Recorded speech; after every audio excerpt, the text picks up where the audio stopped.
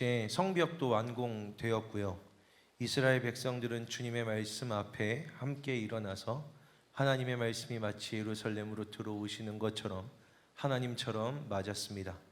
그들은 하나님 앞에서 말씀을 통한 예배도 절기도 회복하기 시작했습니다. 느헤미야의 이야기가 이제 결론을 향해 나아가는 겁니다.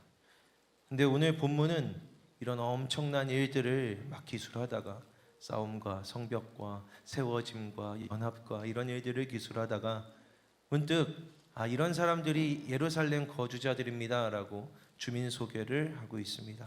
갑자기 부동산 이야기를 하는 거죠. 한가한 이야기처럼 들립니다. 백성의 지도자들 중에 일부가 예루살렘에 거주했고 남은 백성들 중에 제비를 뽑아 10분의 1을 거룩한 성 예루살렘에 거주하게 했다.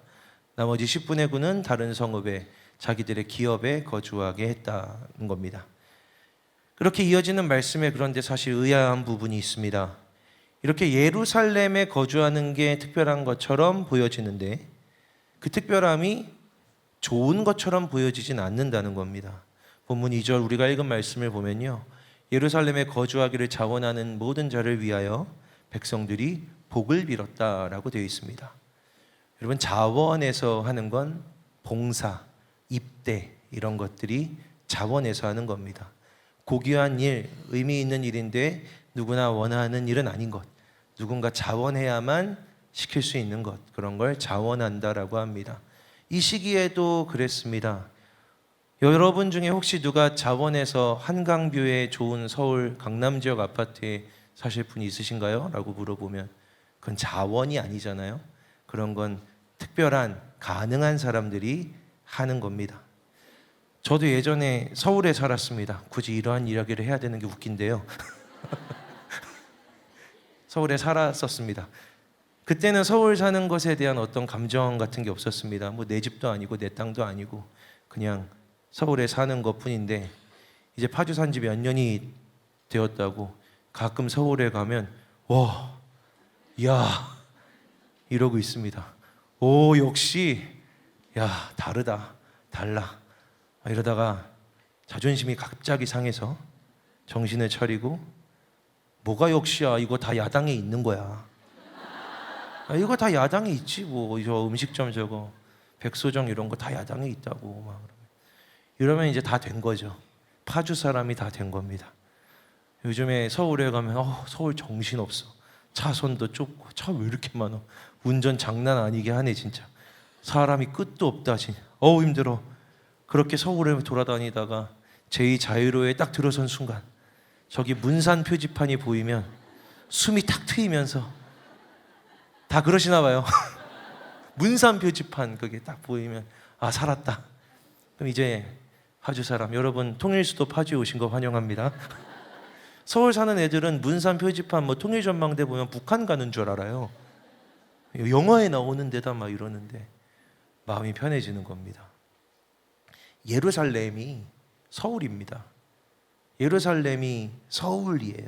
성전 안에 산다는 건, 성벽 안에 산다는 건 사대문 안에 산다는 걸 의미합니다. 그러니까 예루살렘에 산다는 건 중심지에 사는 거죠. 중심지에 사는 겁니다. 그런데 예루살렘 거기 중심지에 서울에 사는 게 왜 자원해야 됐을 일일까? 예루살렘에 산다는 게 어떤 의미였길래 왜 그들을 위해 다른 사람들이 떠나면서 복을 빌어줘야 했을까? 이 사람들을 위해 같이 기도합시다. 뭔가 안쓰러운 거란 말이에요. 저희도 청년들 입대할 때 나오라고 해가지고 다 이렇게 복을 빌어주거든요. 그런 겁니다. 복을 빌어줬다는 거예요. 여기서 더 수상한 건 예루살렘에 거주하는 자들을 결정하는 방식이 제비 뽑기였다는 거죠. 제비를 뽑아서 10분의 1, 이 숫자 수상하잖아요. 10분의 1을 예루살렘에 남겨뒀다. 거룩한 성 예루살렘에 10분의 1만 거주시키고 나머지 10분의 9는 자기 기업, 자기 성읍에 살도록 하였다.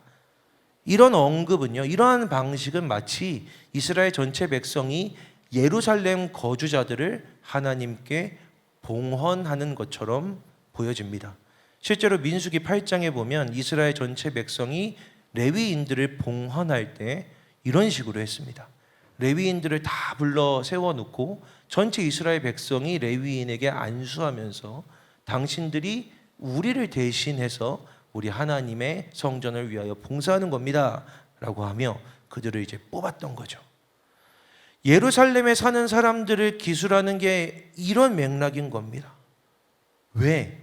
예루살렘 서울의 중심지에 사는 게 어떤 의미였길래 예루살렘에 거주하는 사람을 이렇게 제비 뽑고 자원하게 해서 이스라엘 백성들이 다 축복을 하면서 그들을 그렇게 거기에 세웠을까요? 실제로 11장 이후 12장까지 이 느헤미야의 마지막 되게 중요한 이 부분, 어떤 책이든 마지막 부분에 결론, 결말이 있잖아요. 가장 중요한 이야기가 있는데 느헤미야서의 마지막 결론 부분에 나와 있는 건 예루살렘에 거주했던 사람들의 이름들입니다. 그냥 그 이름들이 거기에 나와 있는 거죠. 이게 정말 중요한 일인 것처럼 말입니다. 이 사람들이 어떤 특권을 누렸던 다른 이스라엘 백성들이 느끼기에 잘난 사람들, 부유한 사람들이 아니라 하나님 앞에 이 성경의 맥락에서 하나님 나라의 맥락에서 굉장히 의미 있는 굉장히 중요한 역할을 감당했다라는 걸 의미합니다.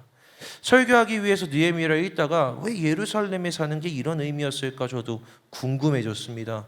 그래서 다시 느헤미야 8장부터 하나하나 읽어보기 시작했죠. 이스라엘 백성들이 진짜 순전한 상태에서 하나님 말씀을 들었지, 하나님 말씀을 받아들였다, 그리고 말씀에 따라 예배했구나. 그런데 이 사람들이 이방 사람들과 절교를 하네.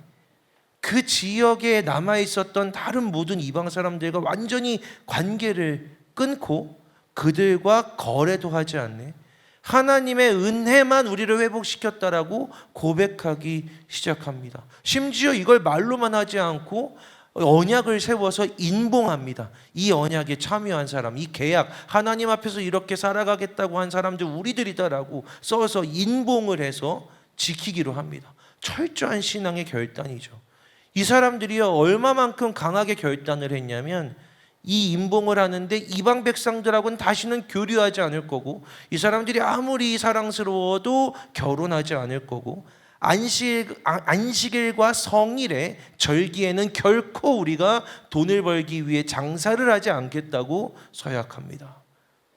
한 번도 지키지 못했던 일입니다.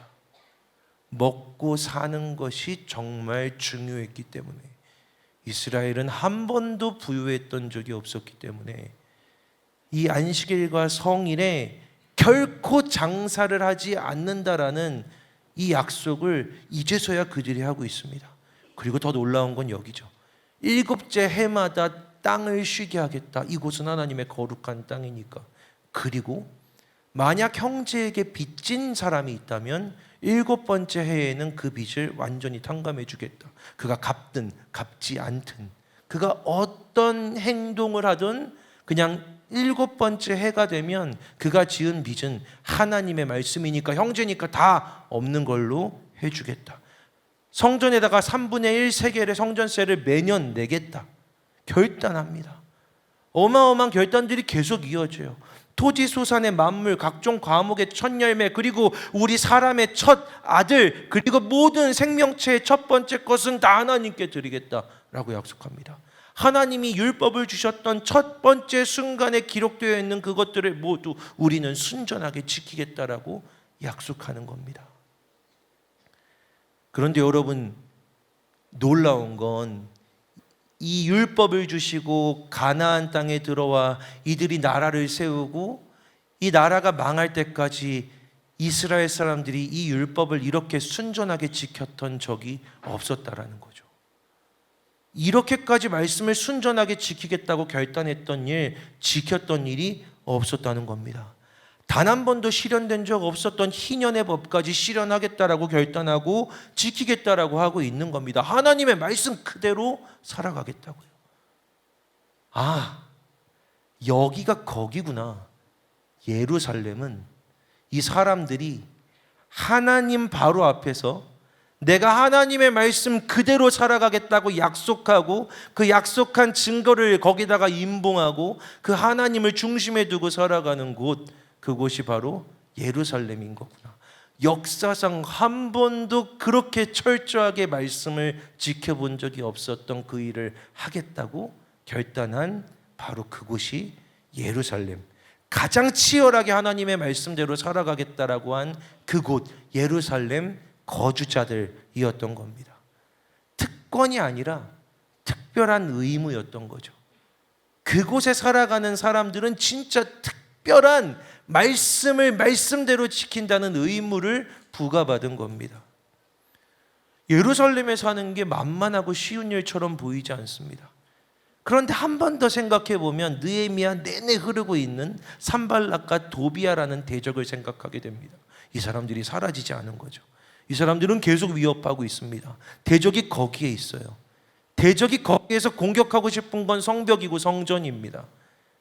여러분 혹시 기억하십니까? 느헤미야에 관해서 처음 설교했을 때 그들이 쉬지 않았다고, 그들이 갑옷을 벗지 않았다고, 그들이 계속해서 파수를 돌면서 그 성벽을 지켰다라고 했잖아요. 성벽이 다 세워지고 모든 게 완수됐는데 여전히 싸워야 되는 겁니다. 여전히 쉴 수 없는 겁니다.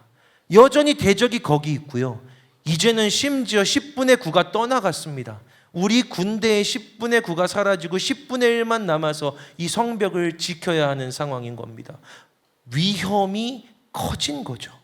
거룩한 성을 지키며 신앙의 최전선에서, 삶의 영적인 최전선에서 살아가는 사람들, 이스라엘 거주자들이었던 겁니다.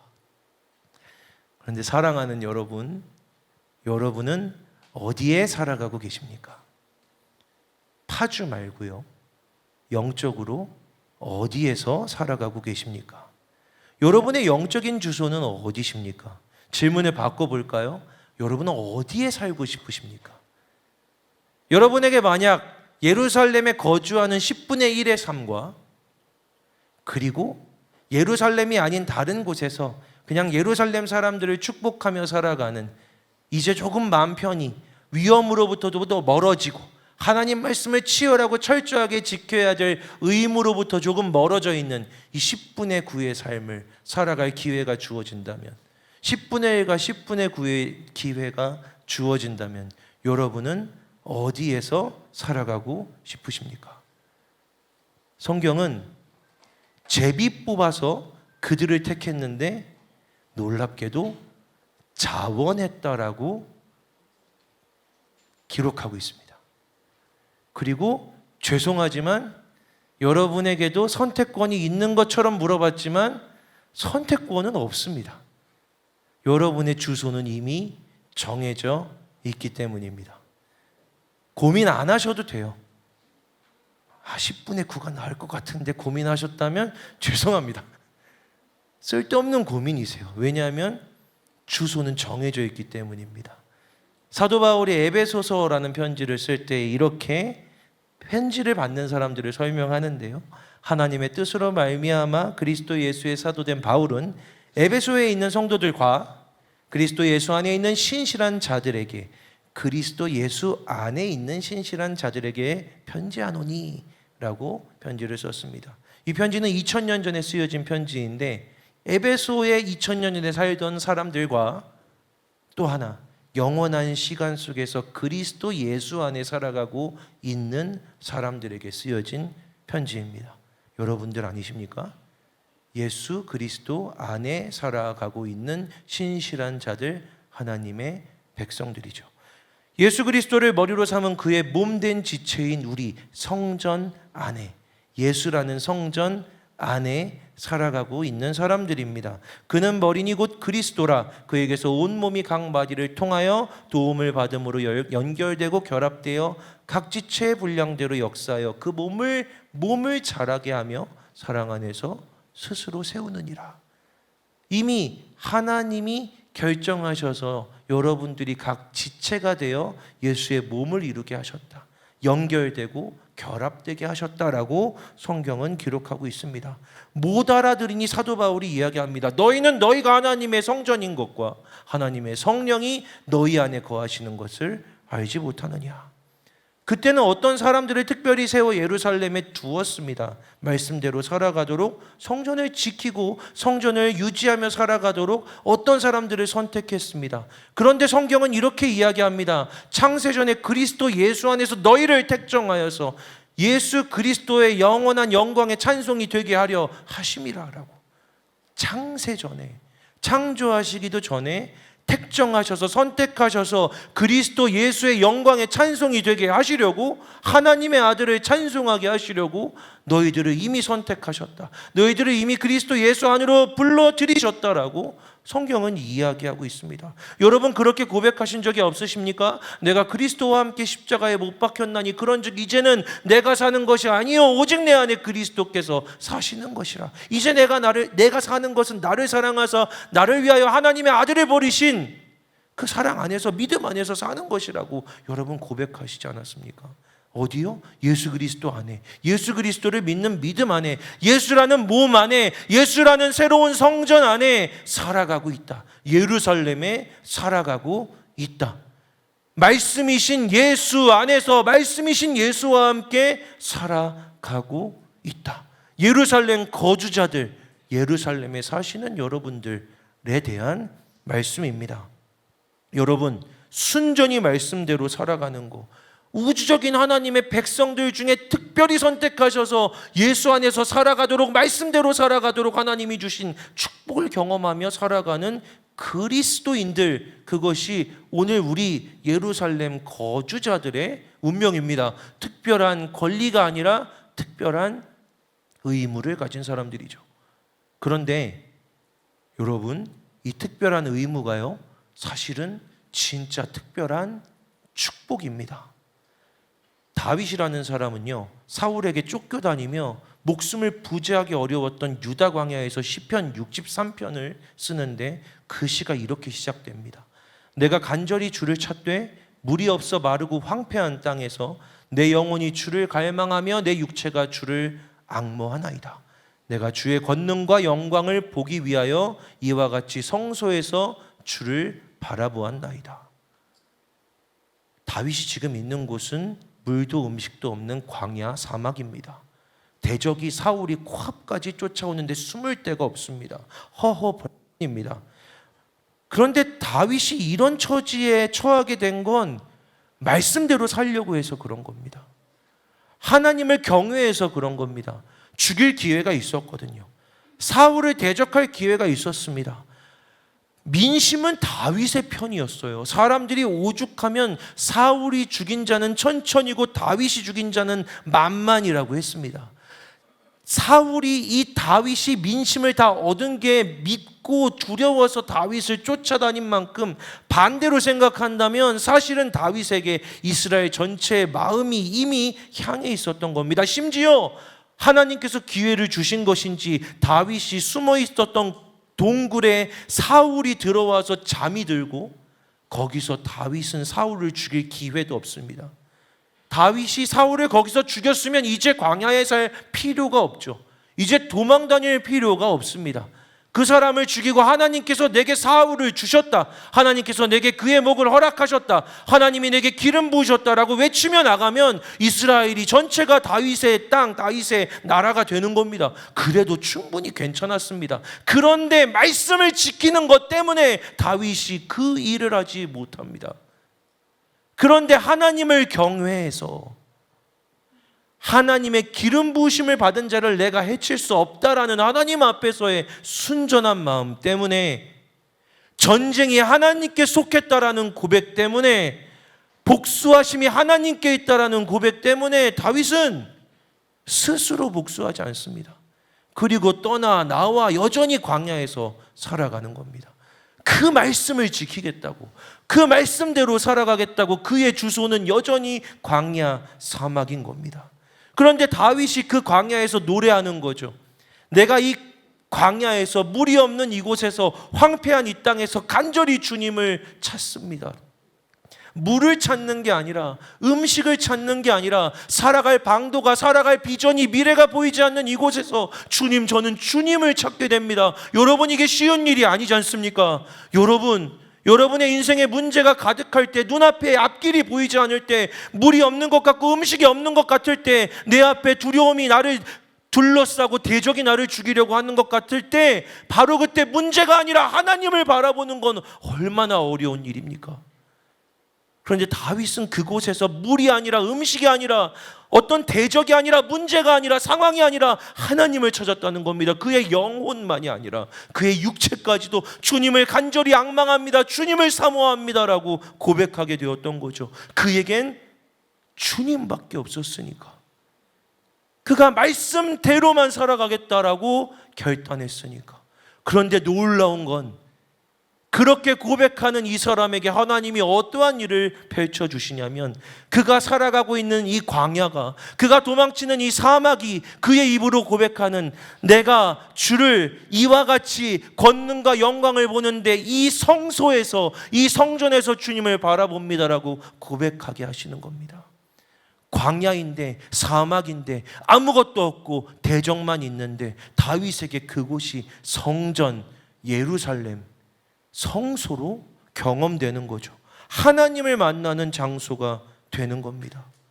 도망쳐 온 곳, 앞이 보이지 않는 곳인데 하나님의 성전으로 경험되었습니다. 여러분, 우리의 주소는 어디입니까? 여러분 어디에 살고 계십니까? 여러분 혹시 대적이 눈앞에 있는 것처럼 위태로운 삶을 살아가십니까? 물과 음식이 없는 것처럼 힘들고 고된 시간들을 보내고 계십니까? 광야 같아서 오늘 살아가는 게 너무 힘들다라고 느껴지십니까? 저 앞이 아무리 보아도 흙밖에 안 보이는 비전과 미래와 길이 보이지 않는 그곳에 여러분 계시지는 않습니까? 하루를 살아내는 게 버텨내는 것처럼 느껴지시지는 않습니까? 여러분 혹시 이곳에 나와 예배하는 것은 어떻습니까? 이 사순절 아침마다 묵상하는 일은 어떻습니까? 하나님 앞에서 말씀대로 살아가려고 발버둥 치는 우리의 신앙의 삶은 어떻습니까? 혹시 고되다라고 느껴지진 않으십니까? 여러분 영적인 최전선에서 이 금요일 밤에도 나와 기도하는 이 일이 여러분에게는 어떻게 경험되십니까? 그런데 여러분에게 하나님이 말씀하시는 겁니다. 네가 만약 나를 붙들고 오직 말씀대로 살아가기로 결단한다면 내가 너의 광야를 성전으로 만들어주마. 대적이 눈앞에 보이고 물이 없고 음식이 없는 것 같아도 네가 오직 나만 바라보고 네가 오직 말씀대로 살아간다고 결단한다면 너에게 이곳은 성소 예루살렘이 될 것이다 라고. 우리 하나님이 주소를 불러주시는 겁니다. 여러분 제비 뽑혀서 여기에 와 계신 거죠. 한 사람 한 사람의 이름을 부르십니다. 예루살렘 거주자를 부르겠다라고. 하승리라고, 이순우라고. 앞에 계셔서 죄송합니다. 부르는 겁니다. 그런데 그게 의무와 고됨이 아니라 축복으로 경험되는 겁니다. 다 자기 자리에 이름을 써 계신 거예요. 다음 주에 나오셔야 된다는 얘기죠. 사랑하는 여러분, 영적인 최전선입니다. 인생의 최전선, 쉼이 없는 때입니다. 그런 생각을 할 때가 있었습니다. 하나님 입이 부르트도록 사역을 하고 하나님 앞에서 살아갑니다. 하나님 저는 언제 쉴까요? 하나님 저는 언제 좀 쉴 수 있습니까? 하나님 이번 달에 다음 달에 사역을 늘어놓으니 25년이 다 가버렸어요. 하나님 언제 조금 평안하게 여유를 누릴 수 있을까요? 라는 질문을 던져봤습니다. 그런데 오늘 말씀을 묵상하고 기도하는데 이런 깨달음을 주셨습니다.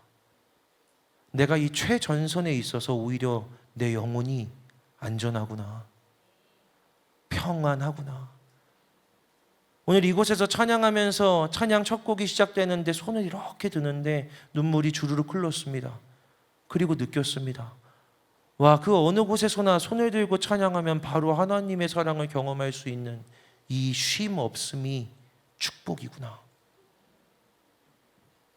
날마다 하나님 앞에서 치열하게 싸우고 오늘도 문제, 내일도 문제, 오늘도 여기서도 저기서도 영적인 전쟁이 벌어지고 있는 것 같은데, 여러분, 제게 오늘 새로운 생각이, 한 가지 생각이 들어왔습니다. 이렇게 막 아까 찬양하고 예배를 하고 있는데, 여기서 제가 예전에 설교할 때, 저희 청년부에서 설교할 때 그런 설교한 적이 있거든요. 그때는 저희 청년이 한 200명 정도 되었을 때인데 문제가 진짜 많았단 말이에요. 진짜 여기저기서 문제가 많은 것 같아서 그냥 제 마음이 그렇다고 말한 적이 있습니다. 여러분, 제가 여기에서 이렇게 있으면요, 제가 어떤 관제탑에 앉아 있는데 200개의 스크린이 있고요, 200개의 스크린이 다 비상이라고 빨간색이 빡깜빡깜빡깜빡깜빡 거리는 것 같습니다. 애를 써서 이 스크린을 고치면 저기서 또 깜빡깜빡 거리는 것 같아요. 여러분, 저는 그런 마음입니다. 그런 얘기를 이곳에서 했던 기억이 납니다. 여기서. 근데 오늘 아까 예배 드리는데 그런 마음이 들더라고요. 너무 쉼이 없고 너무 바쁘고 하나님 앞에서 이걸로 저걸로 이렇게 살아가고 있는데, 영적인 최전선에서 살아가고 있는데 깜빡 내게 들어왔던 비상등이 이제는 저쪽에, 이제는 저 대적의 집에 들어오고 있지 않을까? 왜냐하면 저는 깜빡임을 더 이상 보지 않거든요. 너무 싸우느라 분주해서 이거 하고 저거 하고.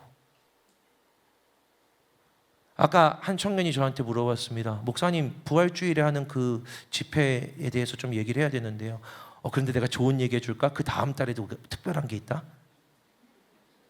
사실 그 다음 달에도 있고 그 다음 달에도 있어. 근데 쉼이 없이 치열하게 영적인 최전선에서 사탄을 마주대하여 날마다 말씀을 붙들고 치열하게 살아가는 삶이 고된 것 같으나 안전하다는 말입니다. 여러분, 다윗의 인생에서 가장 수치스러웠던 범죄는 이제 좀 쉬자라고 하며 군대를 내보내고 자기 성 꼭대기 옥상에 올라가 여기저기 거닐다가 한 여인이 목욕하는 것을 훔쳐보면서 시작되었습니다. 그리고 그의 가장 아름다운 고백은 그가 성전에서 말씀을 붙들고 살아가며 그냥 그 사막에서 이곳이 주의 성소입니다라고 고백했던 그 광야에서, 사막에서 가장 많이 치워졌습니다. 어디에 거주하십니까? 어디에 거주하기를 원하십니까? 10분의 1이 하나님이 선택하여 너는 내 몸이다, 내 안에 들어와 살아라, 내 안에 들어와 여기서 열매 맺어라, 초대하시는 예수 그리스도 안에서 살아와 포도나무 안에서 열매 맺는 삶을 살아가기를 원하십니까? 아니면 저기 멀리 10분의 9가 되어서 저들은 저렇게 살아가는구나, 저들은 저렇게 열심히 살아가는구나, 쉬니까 좋네, 편하네 하면서 그냥 그렇게 지내기를 원하십니까? 오늘이 고되십니까? 돌이켜보면 안전하지 않습니까? 여러분, 말씀을 붙들고 기도하는 일이 힘들다고 느껴지십니까? 돌이켜보면 안전하지 않습니까? 영혼이 살아있지 않습니까? 주의 이름을 부르면 눈물이 흐르지 않습니까? 말씀을 붙들면 말씀이 들리지 않습니까? 여러분, 그게 진짜 축복이 아니겠습니까? 가장 슬프고 고통스러운 일은 뭐라고 기도해야 할지를 모르고, 어떤 말씀을 붙들어야 할지를 모르고, 어떤 것들을 지탱해야 살아가야 할지를 모르는 영적인 몽매함, 영적인 암흑이 우리를 가장 두렵게 하는 게 아니겠습니까? 사랑하는 여러분, 매주 나와 이 밤마다 기도하는 일은 어떠십니까? 여러분, 이 자리에서 하나님 앞에 마음과 말씀을, 마음과 정성을 들여서 기도하며 주님 오늘도 나왔습니다 고백하는 이 일은 어떠십니까? 열매가, 대답이, 결론이 보이지 않는 것 같아 지치십니까? 여러분, 그런데 이곳에서 안전하지 않으십니까? 여기에서 우리는 하나님의 안전을 경험하고 있다는 말입니다. 여러분의 삶의 성전됨을 이곳에서 경험하고 계십니다. 사랑하는 여러분, 이곳에서 하나님의 그 안전함을, 성전됨을 경험하시고 떠나 일어나 돌아가 그곳에서 광야 같은 여러분의 삶에서 오직 주님만 바라봅니다. 오직 주의 말씀대로만 살아가겠습니다. 주회전에서 그리한 것처럼 주님께 집중하여 노래하겠습니다. 주의 말씀에 귀 기울이겠습니다. 제 삶이라고 하여서 성전이 아닌 곳, 10분의 9가 살아가는 곳이라 생각하지 아니하고, 하나님, 제 월요일에도 화요일에도 수요일에도 하나님 앞에서 이곳이 주의 성전이라고 믿고, 이 광야가, 이 세상이 주님의 예루살렘이라고 믿고 이곳에서 주의 말씀 붙들고 살아가겠습니다. 결단하고 임봉하여 주 앞에 살아가시는 예루살렘 거주자들 되시기를 주님의 이름으로 축복합니다. 여러분들 그렇게 살아가실 때 사랑하는 여러분, 반드시 여러분 인생의 가장 아름다운 신앙의 시를, 영광의 시를 주께 올려드리게 될 것을 주님의 이름으로 축복합니다. 우리 시간 같이 기도하겠습니다. 주께서 택하시고 가까이 오게 하사 주의 뜰에 살게 하신 사람은 복이 있나이다. 우리가 주의 집 곧 주의 성전의 아름다움으로 만족하리이다. 아멘. 하나님, 오늘 우리에게 진짜 만족이 무엇인지를 경험하게 하여 주시옵소서. 하나님, 다른 것, 세상의 것들을 생각하고 헐떡이고 헤매이며 살아왔던 우리가 오늘 이곳에서 기도하는 가운데 진짜 우리를 완전히 만족하게 하는 주의 아름다움을 경험하게 하여 주시옵소서. 하나님, 주의 전에 살아가는 예루살렘 거주자들의 축복과 기쁨을 누리게 하여 주시옵소서. 예수 그리스도 이름으로 기도합니다. 아멘.